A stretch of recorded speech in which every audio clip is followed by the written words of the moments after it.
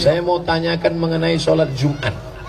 Ketika khotib naik ke atas mimbar, jemaah datang terlambat, langsung sholat sunat, sedangkan khotib sudah membacakan khutbah. Apakah itu sah atau tidak Pak Ustaz? Oke, saya jawab, saya cerita, jamaahnya menjawab. Dengar baik-baik, saya paham orang yang belum sarapan memang susah nangkap. Suatu ketika Nabi sedang khutbah. Nabi khutbah di atas mimbar. Mimbar Nabi itu lantainya 3, tangganya 3. 1, 2, 3. Nabi sedang khutbah 3. Berarti yang tidak dibuat Nabi bid'ah. Ini 2 lantai ini bid'ah. 1 lantai, 2 lantai, 3 lantai. Nabi sedang khutbah. Ketika Nabi sedang khutbah, tiba-tiba datang seorang laki-laki terlambat. Duduk dia. Duduk. Langsung kata Nabi, "Qum." Berdiri kata Nabi. "Sholli." Salat 2 rakaat. Nabi suruh dia berdiri, salat 2 rakaat. Saya ulang lagi ceritanya. Nabi sedang khutbah, datang seorang laki-laki terlambat. Dia duduk, Nabi suruh berdiri, salat 2 rakaat. Habis itu dia dengarkan khutbah. Selesai cerita. Sekarang saya jawab, sahkah sholat Jumat laki-laki itu? Saya ulang sekali lagi. Yang susah-susah nangkap, goyangkan kepala ke kanan ke kiri 3 kali. 1. Oke. Nabi sedang khutbah. Tiba-tiba datang seorang laki-laki masuk ke dalam masjid. Setelah itu Nabi suruh, "Qum," berdiri, "Sholli rakaataini," salat sunat 2 rakaat. Setelah itu Nabi melanjutkan khutbahnya. Sahkah sholat laki-laki itu? Sah. Seandainya enggak sah, pasti kata Nabi, terlambat, pergi kau pulang, enggak usah kau sholat lagi. Itu menunjukkan sholat orang yang terlambat itu sah. Tapi jangan gara-gara ini terlambat terus. Saya enggak mau besok Jumat terlambat. Istrinya nanya, Mas, Bang, itu udah azan sholat Jumat, kamu enggak berangkat? Suatu ketika masuk seorang laki-laki. Nabi sedang khutbah, dan ketika dia mau duduk Nabi suruh qum. Itu menunjukkan orang yang terlambat sholatnya tetap sah. Jangan salah gunakan dalil yang saya sampaikan. Kita naik ke atas tangga bid'ah. Ada 5 waktu. Siapa yang datang waktu pertama seperti berkurban seekor onta, datang waktu kedua hari Jumat seperti berkurban seekor sapi, datang waktu ketiga seperti berkurban seekor kambing, datang waktu ketiga seperti berkurban seekor ayam, datang waktu kelima seperti berkurban sebutir telur ayam. Setelah khotib naik mimbar, tutup buku. Sekarang banyak orang hari Jumat, jangankan telur ayam, telur puyuh pun tak dapat. Khotib sudah naik, baru dia datang. Jangan terlambat. Tapi kalau karena satu dan lain hal terlambat, sholat Jumatnya tetap sah. Jangan langsung duduk. Terlambat, jangan langsung duduk. Sholat sunat 2 rakaat dulu. 2 rakaatnya itu niatnya apa? Qobliyah Jumat. Kalau sholat qobliyah Jumat otomatis dapat tahiyatul masjid. Tapi kalau tahiyatul masjid nggak dapat qobliyah Jumat, maka langsung qobliyah Jumat. Jangan di depan khotib. Udah terlambat di depan khotib. Allah. Ayatnya Yasin. Pakai baju kaos, tertulis di belakang. Emang masalah buat lo? Ini nantang namanya. Udah terlambat, kau carilah pojok-pojok. Ini harus dijawab serius karena diketik, di print dari rumah. Untung nggak dibingkai. Nama saya sensor, nggak boleh sebut. Menjaga kode etik. Dari Kelurahan Mendawai, Sukamara. Bagaimana menyikapi orang menganggap sholat dan puasa tidak wajib karena dia menerapkan ilmu hakikat? Kalau dia hidup di zaman Abu Bakar, Umar, Utsman, Ali, ini kepalanya udah lepas dari badan. Nasib baik kau sekarang hidup di zaman Pak Bupati Sukamara. Kalau dulu kau hidup di zaman Abu Bakar, Umar, Utsman, karena sudah menganggap sampai ke hakikat lalu meninggalkan syariat. Apakah pernah Nabi Muhammad meninggalkan sholat agak sekali saja? Nabi sakit keras 5 hari menjelang meninggal. Nabi meninggal hari Senin, hari Rabu, Kamis, Jumat, Sabtu, Ahad, Senin. Hari Rabu Nabi sakit keras, diambil kirbah. Kirbah itu kulit kambing yang dijahit tempat air minum, disiramkan ke wajah Nabi 5 kirbah. Nabi tersadar dari pingsannya. Apa yang dibisikkan Nabi? Bawa aku sholat berjamaah. Nabi dijamin masuk surga. Hakikat, syariat, tarikat, makrifat menyatu dalam diri Nabi. Al-haqiqatu bila syariatin batilah. Orang yang ngaku hakikat meninggalkan syariat batil. Wasyariatu bila haqiqatin atilah. Orang yang hanya syariat meninggalkan hakikat sia-sia. Oleh sebab itu, ciri ulama ahlus sunnah wal jamaah adalah dengan melaksanakan sejalan antara syariat dan hakikat. Ini majelis ulama mesti memanggil orang ini. Kalau dia guru, ini murid-muridnya berbahaya. Kalau satu orang nyasar nggak apa-apa, ini supir truk nyasar, habis sama brondolnya ikut nyasar.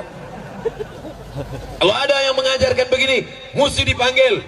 Kenapa? Abu Bakar, Umar, Utsman, Ali, Thal'ah, Zubair.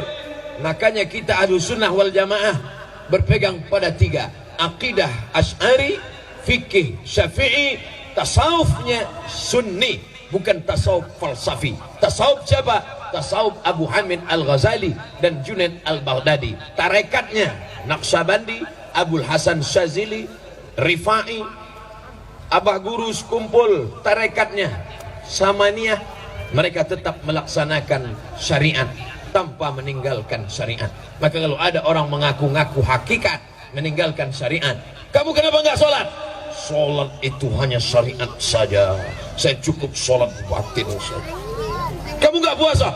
Puasa itu syariat, saya cukup puasa batin. Pas siang makan. Kalau gitu kau makan syariat aja, makan hakikat. Nanti istrinya nanya, kamu nggak masak? Saya masak hakikat saja.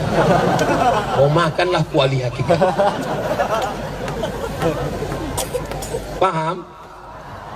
Enak ceramah di Sukamara ini. Orangnya cerdas-cerdas. Syukron. Belum dijawab udah syukron.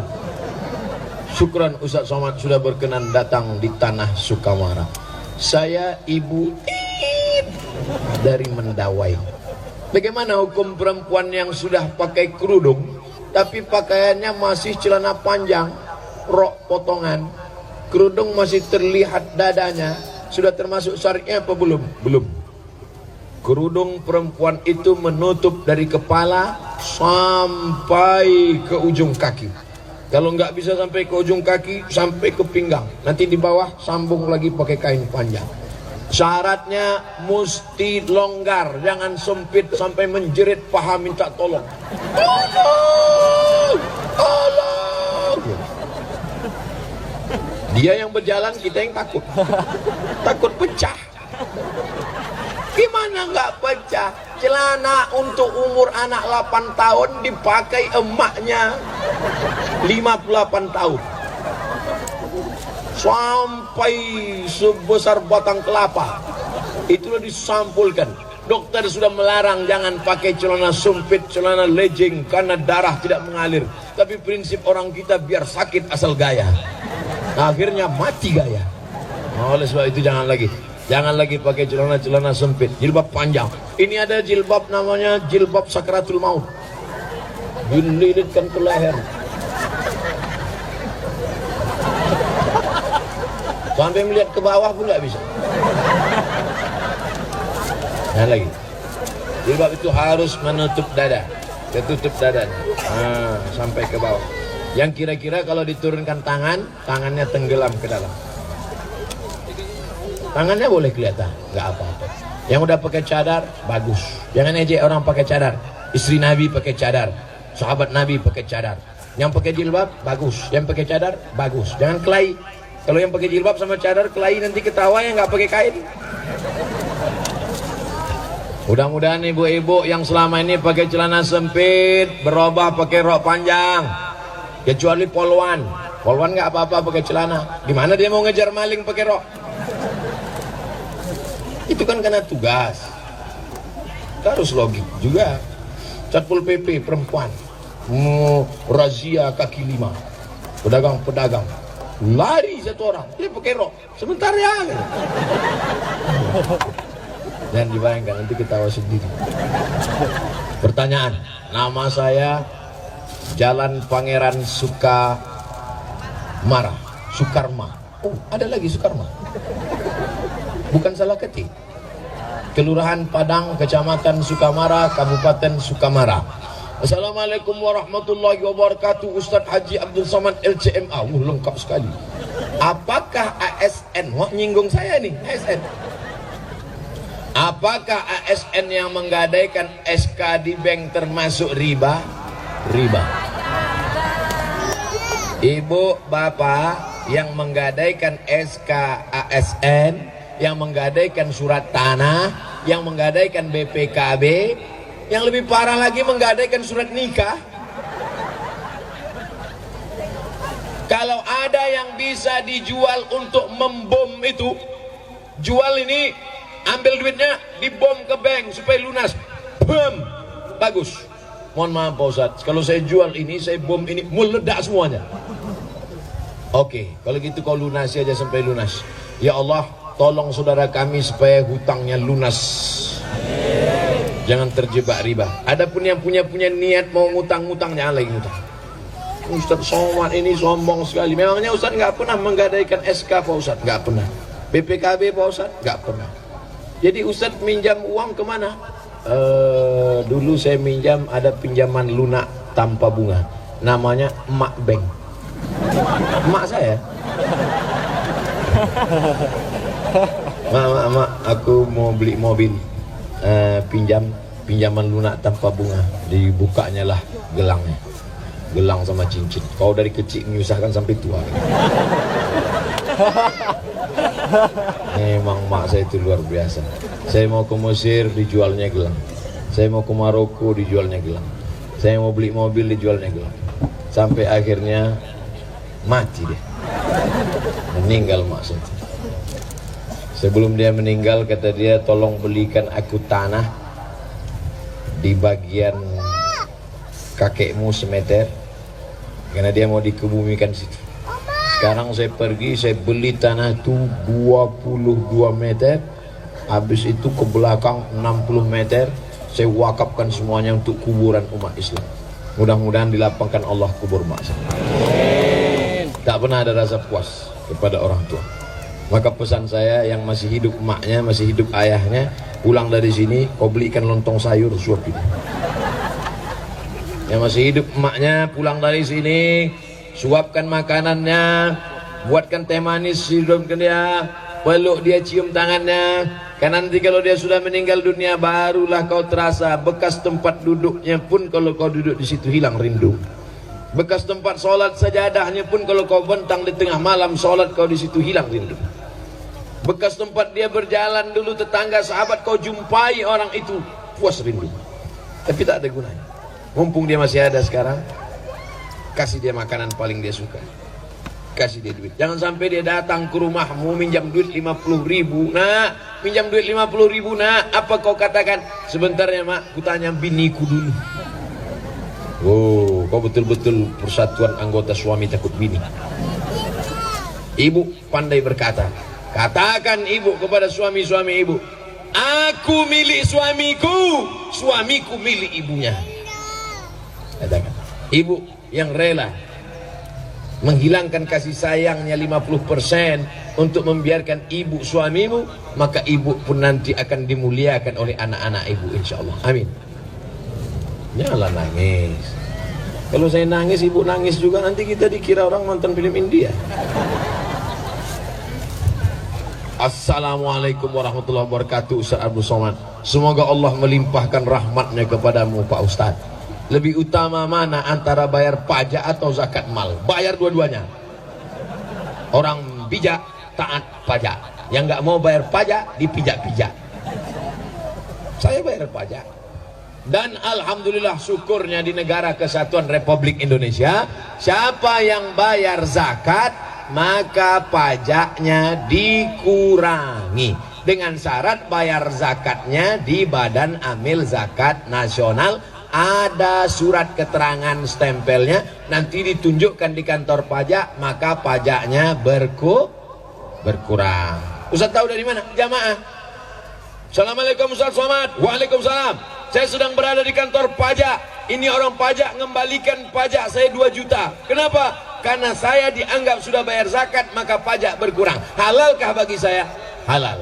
Bayar pajak, bayar zakat ke tempat resmi, minta resit dan keterangannya, ada stempelnya, maka pajak berkurang disebabkan zakat. Sudah diatur dalam undang-undang. Itu diperjuangkan oleh anggota dewan kita DPR RI. Mudah-mudahan anggota-anggota dewan yang memperjuangkan ajaran Islam, mengeluarkan undang-undang, diberikan Allah mereka balasan berlipat ganda.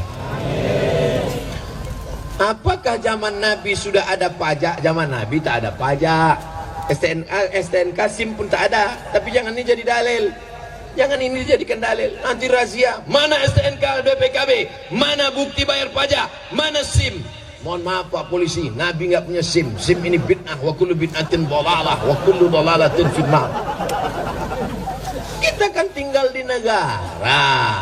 Lalu kemudian pengurus negara ini bermusyawarah di DPR mengeluarkan pendapatan negara dengan pajak. Maka kita bayar pajak kendaraan bermotor, pajak bumi dan bangunan. Tapi kalau kita bayar zakatnya resmi, pajak kita berkurang. Perhatikan baik-baik. Bayar zakat, jangan bayar zakat sendiri-sendiri. Bayar zakat ke Badan Amil Zakat Nasional Sukamara. Kertas terakhir. Alamat Gang Sedulur. Jawa ini. Sedulur sederek sedoyo. Gaji ASN apakah wajib zakat? Jangan cerita gaji. Karena ada orang gajinya 2 juta, pendapatannya 20 juta. Kenapa begitu? Hitung total semua. Gaji, SPPD, tunjangan, uang tunjang, uang sipak, uang sundul, uang tanduk, uang sikut. Total semua. Gimana cara ngitungnya Pak Ustaz?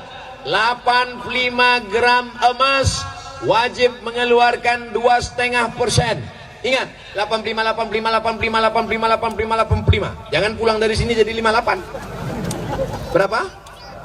85. Ingat saja tahun 85. Kira-kira Bapak sama Ibu tahun apa yang paling berkesan 85? Mama, kita ketemu kan tahun 85 kan? Ingat 85 gram. 1 gram emas 500.000 kali 85 gram 42 juta. 42 juta 500 bagi 12 bulan. Saya paham orang yang belum sarapan susah nangkap hitung-hitung. Dengarkan aja ceramah saya ini. Yang susah nangkap sekarang nanti diputar videonya di channel Ustaz Abdul Somad Official. Subscribe, like, and share. 85 gram kali 500.000 sama dengan 42.500.000 selama 1 tahun. Siapa yang penghasilannya 85 gram kali 500.000 42.500.000 selama 1 tahun, dia sudah kena zakat 2,5%. 45 juta 45 juta pula 42.500.000 itu kalau dibagi setiap bulan keluar bagaimana? 42.500.000 bagi 12 bulan sama dengan 3.600.000. Payah ngitungnya kalau 3.600.000. Oke, kita bulatkan 4 juta. Mudah-mudahan semuanya yang gajinya kurang dari 4 juta penghasilannya lengkap sejak ceramah ini terhitung dari Januari 2020 4 juta ke atas. Amin. Mudah cara ngitungnya. Gimana cara ngitungnya? 1 juta 2,5%. 1 juta 25.000. 1 juta 25.000. 1 juta 25.000. 1 juta 25.000. Kalau Bapak sebulan dapat 4 juta, berapakah zakatnya?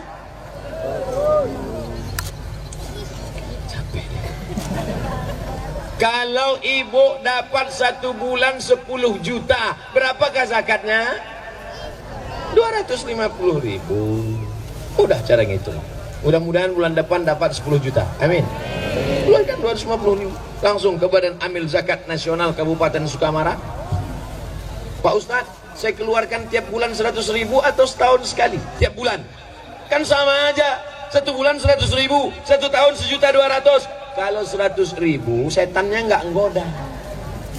Tan kita goda nih, nggak usahlah 100.000 gitu. Set setan ngajak kawannya, satu manggil Tan, satu manggil Set. Gimana nih, kita goda nggak nih? Nggak usahlah 100.000 kata dia. Kalau ini kan, oh ini 1.200.000. Oleh sebab itu maka setiap keluarkan. Ustaz Somad keluarkan zakat, saya keluarkan zakat setahun sekali setiap menjelang bulan Ramadan. Biar mudah ngingatnya. Setiap mau Ramadan baru saya bagi. Berapa besar jumlah wajibnya Pak Ustaz? 2,5%. Bila masih ada tanggungan utang apa tetap wajib zakat? Tetap. Tapi katanya kalau utang nggak wajib zakat. Kata siapa? Yang tidak bayar zakat karena utang itu adalah zakat perdagangan. Zakat dagang perniagaan cara ngitungnya 3 kurang 5. Ingat rumus 3 kurang 5. Modal yang diputar tambah untung, tambah piutang, kurang hutang, kurang rugi. Saya ulang sekali lagi. Modal yang diputar, tambah untung, tambah piutang, kurang hutang, kurang rugi. Itu cara rumus menghitung zakat perniagaan. Dikurang hutang yang terkait dengan dagang bisnisnya. Bukan hutang mobil, hutang rumah, hutang panci, hutang termos. Masuk. Di rumahnya itu tak ada yang cash. Satu-satunya yang lunas bininya itu. Lain hutang semua. Bunyi klakson mobil, kredit. Jangan banyak-banyak hutang.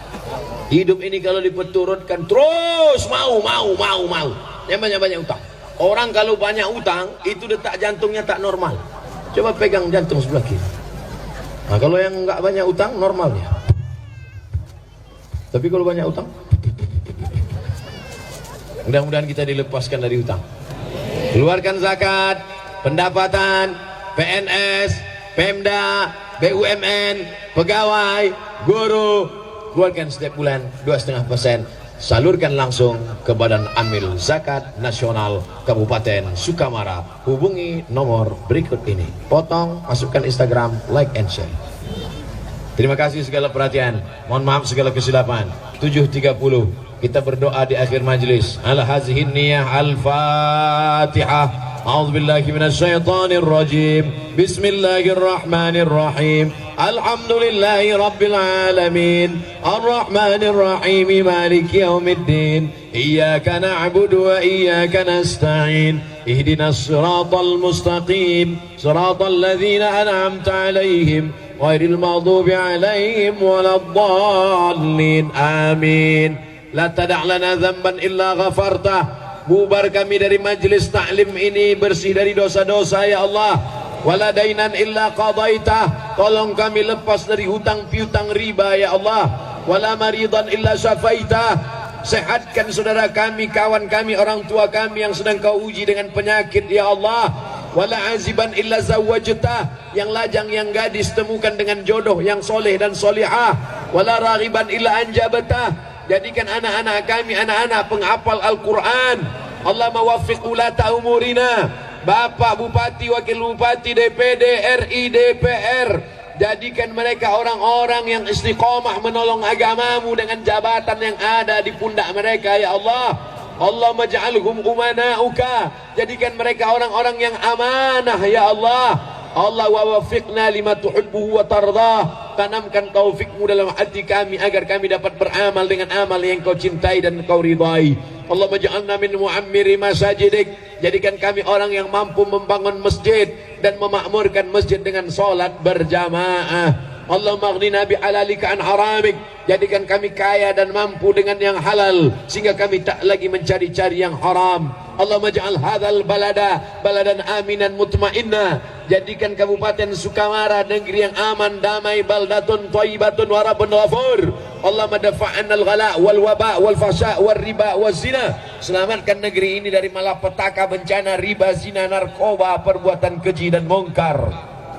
Allah mahtim lana bi husnil khatimah wa la tahtim alaina bi su'il khatimah. Allahumma ja'al akhir kalamina, jadikan akhir kalam kami ketika malaikat maut mencabut nyawa kami, yang terakhir keluar dari mulut kami kalimah la ilaha illallah Muhammadur Rasulullah sallallahu alaihi wasallam. Rabbana atina fid dunya hasanah wa fil akhirati hasanah wa qina adzabannar. Wa sallallahu ala sayyidina wa maulana Muhammad wa ala alihi wa sahbihi wa sallam.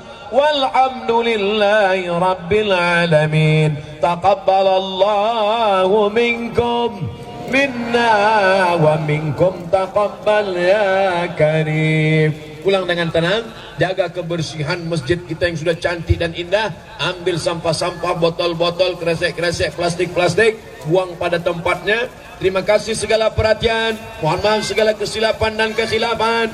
Wallahul muwaffiq ila aqwamit thoriq. Wassalamualaikum warahmatullahi wabarakatuh.